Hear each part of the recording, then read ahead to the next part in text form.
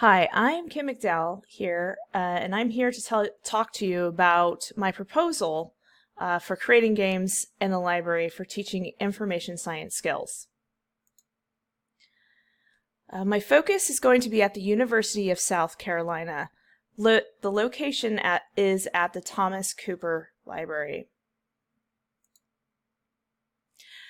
Thomas Cooper Library mission statement is about our mission is to foster learning and discovery by connecting people with significant collections and expert support of research. As you can see here, what they have at Thomas Cooper Library is enormous. It's huge. There's 5 levels to it.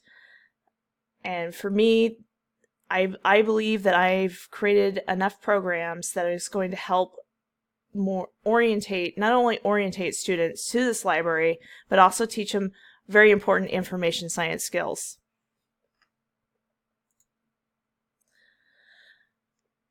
My lesson plan or program is not only about gaming orientation, but also helping students go past just the initial steps of orientation.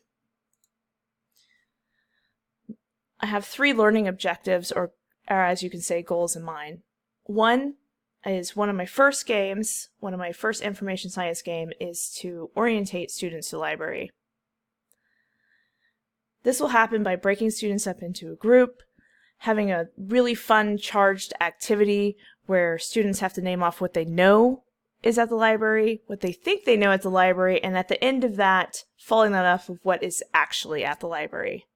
That's the first initial step. The second learning objective I hope to target with my second activity, which is a scavenger hunt, is familiarizing college students with library resources. And to go more in depth, the last activity I'm going to provide in this lesson plan is applied research skills. And I'll go further into that as we look at some of the games that I've developed to make sure to reach all of these different learning objectives and goals. As you can see here, in the center of the slide, here we have, this is a picture of one of the games. This is the third game, which is considered a path game. Students will look at a historical figure, mark out their trail, the impacts that they did throughout their lives, and the history surrounding that. And part of the activity is that students have to create the hunt for other students to play. And through this, they have to use research. They're required to use 5 different types of research, and they're also having to use, so they're using not only applied research skills, they're also having to write references to all of that, and they have to use 5 different sources. And one of the requirements is they have to use at least 1 academic journal. That's the third and final activity. The first one is, like I said, an icebreaker orientation where students have to come up with, they have words handed to them, and with these words, for instance, they put library on the board, then everyone on that team has to come up with everything they associate with the library.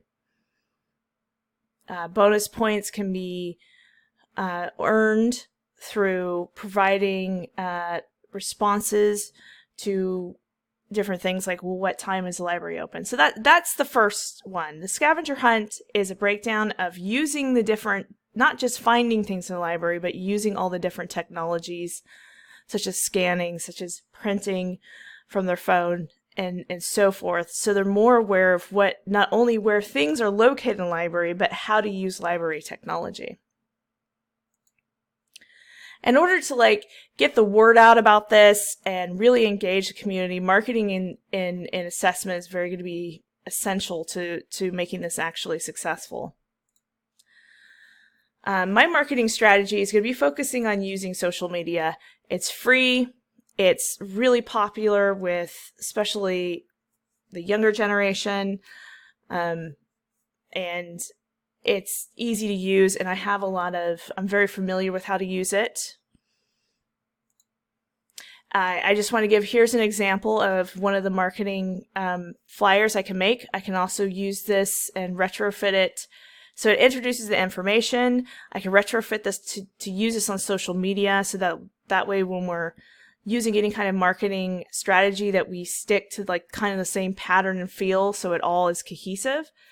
And this also gives a little bit of an activity example. Like right here, this is like a fake photo, but once we actually do some of these activities, we can take pictures so students can see how much fun and what's going on. Last but not least is having an assessment tool.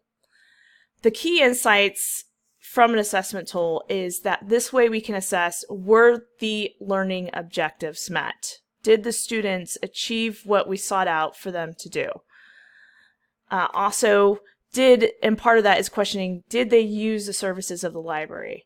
And last but not least, feedback is important for us for how to improve. Like, what can we do differently, or what can we do better next time to make things work for these students? So this is just a little bit kind of tidbits. There's a lot more to what I have to offer and what I'm willing to do, and I'm happy for any kind of feedback. I really appreciate you taking the time to take a look at what I have to offer. These are just 3 games that I really feel they can turn an orientation from something just having someone talking at people instead actually engaging with them. So thanks for taking the time to take a look at this. And if you have any questions, please leave a comment below, or advice, or tips. I appreciate it. Or if you want to get in contact with me directly, you can also hit me at LinkedIn. Thank you so much, and I hope you have a wonderful day. Bye.